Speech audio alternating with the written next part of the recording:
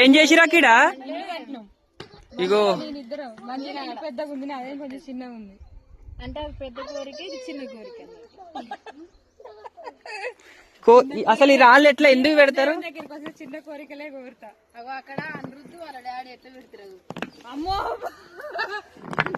అన్ని పెట్టిరు అనమాట ఇక్కడ. ఇక అమ్ముల వాళ్ళైతే చూడండి. అయితే ఇట్లా పెట్టడం మన కోరిక మనసులో ఏదైనా ఉంటే తీరుతుంది అంటారంట.